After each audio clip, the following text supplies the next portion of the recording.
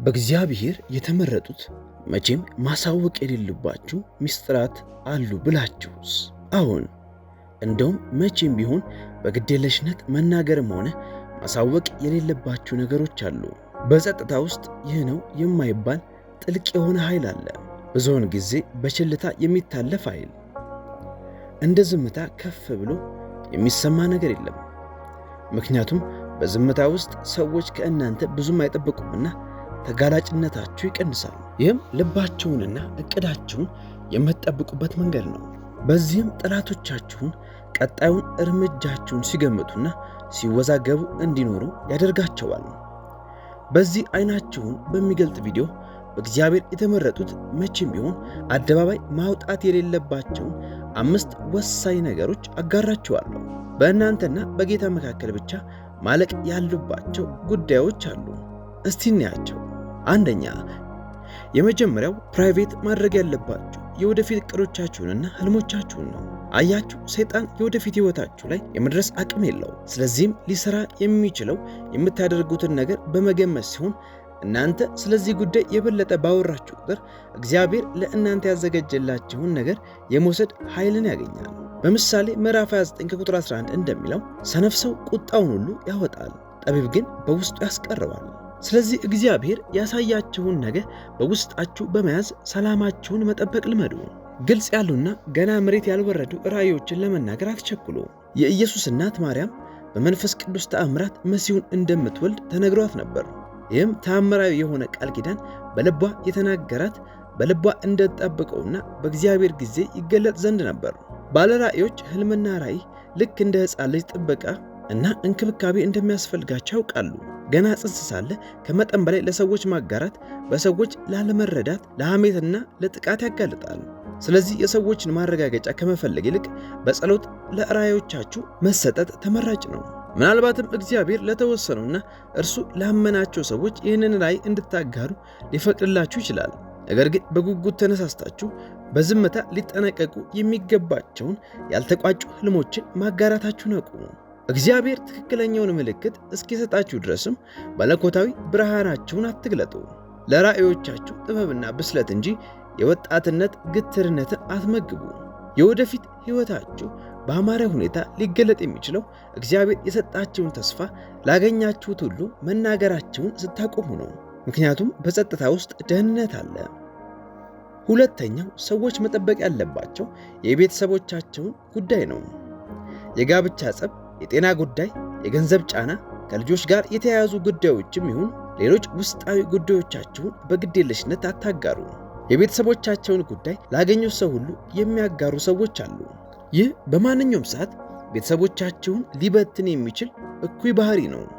በእናንተና በትዳር አጋራችሁ መካከል የሚካሄድ ነገር የትኛውም ነገር በአደባባይ ሊወጣ አይገባውም።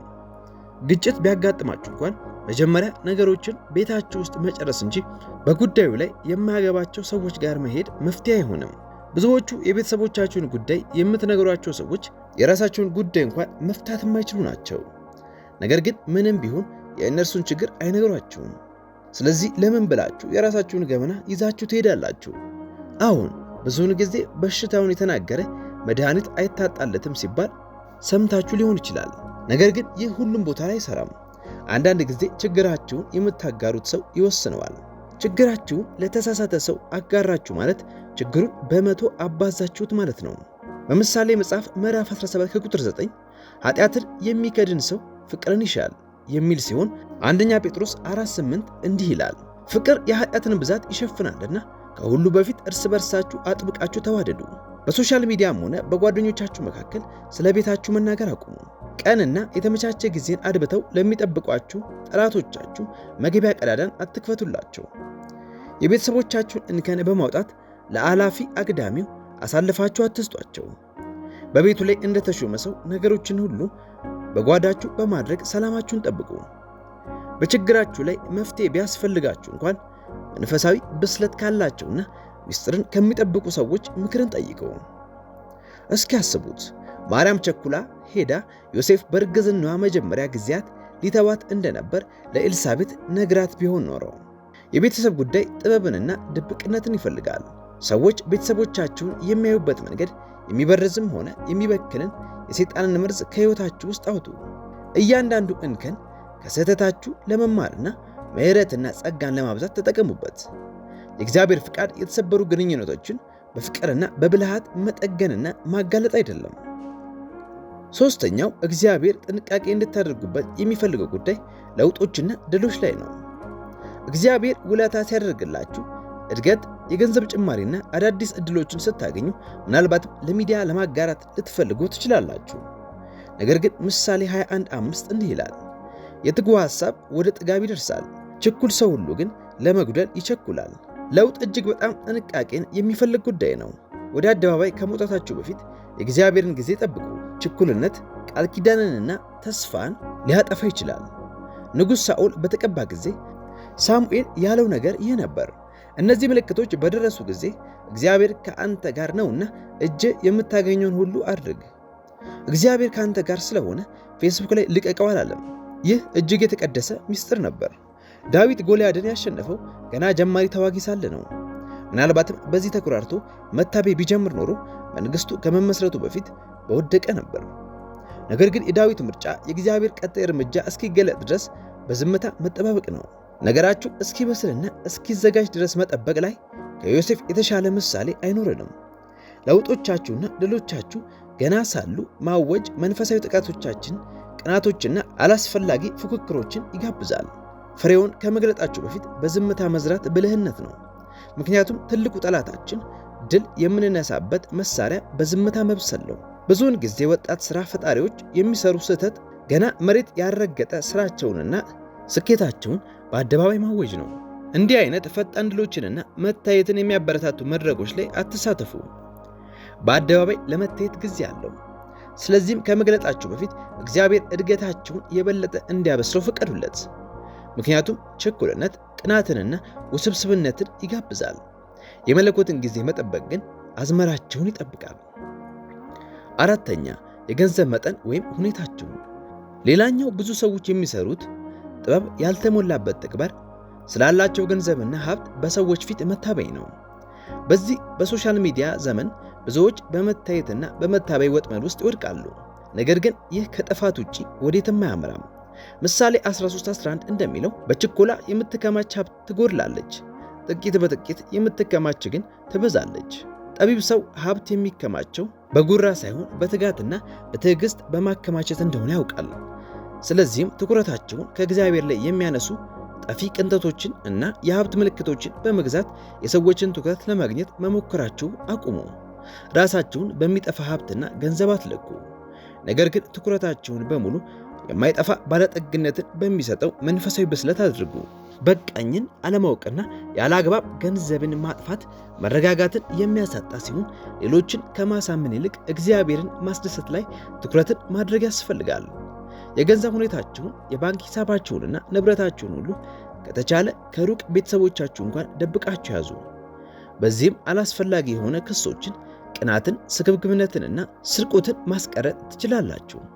ያላችሁን ገንዘብ ለማሳየት ገንዘባችሁን ባላስፈላጊ ቅንጦቶች ላይ ከማጥፋት ይልቅ በእግዚአብሔር ሰጪነትና መልካምነት ላይ መታመን የተሻለ ነው። አስቀድማችሁ መንግሥቱን ፈልጉ፣ ከዚያም ሁሉም ይጨመርላችኋል። ያላችሁን ገንዘብ በሚስጥር ከመያዝ በተጨማሪም ስለ ሙያችሁም ሆነ ስለ ስራችሁ በሚስጥር መያዝ አስፈላጊ ነው። እግዚአብሔር አዲስ የእድገት የሥራና የዕድል በሮችን ሲከፍትላችሁ በሶሻል ሚዲያው ላይ ማወጃችሁን አቁሙ። ምክንያቱም ከመጠን በላይ ማጋራት የጥቃት የቅናትና የሰዎች አፍ ሰለባ ሊያደርጋችሁ ይችላልና። ስለዚህም ስለ ስኬቶቻችሁ በተደጋጋሚ ፖስት ከማድረግ ይልቅ በዝምታና በዲሲፕሊን መስራት ይመረጣል። ምሳሌ 27:2 እንዲህ ይላል፣ ሌላ ያመስግን እንጂ አፍ አይደለም። ለታመኑ ቤተሰቦቻችሁና ለአማካሪዎቻችሁ ስለ እድገታችሁና ስኬቶቻችሁ ማጋራት መልካም ቢሆንም ነገር ግን በትዕቢትና ለእይታ አደባባይ ለመውጣት የሚፈታተናችሁን ስሜት መቆጣጠር ተገቢ ነው። ለድምፁ በመገዛት እግዚአብሔር በጊዜው ከፍ እንዲያደርገን ስንፈቅድ መለኮታዊ ከፍታ ወደ ሕይወታችን ይመጣል። አምስተኛ፣ መንፈሳዊ ጉዳዮቻችሁን። ዋነኛውም የእግዚአብሔር ሰዎች በሚስጥር መያዝ ያሉባችሁ ነገሮች ስለ መንፈሳዊ ጉዳዮቻችሁ፣ ተሞክሮቻችሁ፣ ህልሞቻችሁ፣ ራእዮቻችሁና መልእክታዊ ጉብኝቶቻችሁና ትንቢቶቻችሁ ነው። አንዳንድ እግዚአብሔር ለሰዎች እንድታጋሯቸው የሚሰጣቸው መልእክቶች ቢኖሩም ነገር ግን አንዳንድ ጉዳዮች ሊያዙ የሚገባው በእናንተና በእርሱ መካከል ብቻ ነው። ስለዚህም እነዚህን የተቀደሱ ክስተቶች ወደ አደባባይ ወሬ አትቀይሯቸው። ማርያም መጸነሷን የሚያውጀው የመላእክት ጉብኝት የተገለጠው በእግዚአብሔር ጊዜ ነበር። በራእይ ምዕራፍ 10 ላይ ዮሐንስ ስለ ሰማው መብረቅ እንዳይጽፍ ተነግሮት ነበር። ጳውሎስ በሁለተኛ ቆሮንቶስ ምዕራፍ 12 ላይ ማንም ሊናገረው የማይገባውን ነገር እንደሰማ ይናገራል። አንዳንድ መገለጦች ልክ በማህፀን ውስጥ እንደሚያድጉ ጽንሶች ናቸው። እናም መኖር የማይችሉባቸው ስፍራዎች ላይ ከወለዳችኋቸው አይተርፉም። ስለዚህ እግዚአብሔር ግለጡ እስከሚላችሁ ድረስ ባሉበት ቦታ ማኖርን እና ማቆየትን ልትማሩ ይገባል። ለራሳችሁ ክብርና ስብከት ለማሳመር ስትሉ ቅዱስ ምስጢራትን በአደባባይ አታውጡ። ጌታን የምታከብሩት እነዚህን እስካለው ጊዜ ድረስ በጉያችሁ ደብቃችሁ በማኖር ነው። እግዚአብሔር በድፍረት የሚናገርበትንና ነገሮችን ለስሙ ክብር ስንል ደብቀን የምንይዝበትን ማስተዋል ይስጠን። ሰላማችሁን ጠብቃችሁ በመያዝ ውስጥ ደህንነት፣ ኃይልና ውበት አለ።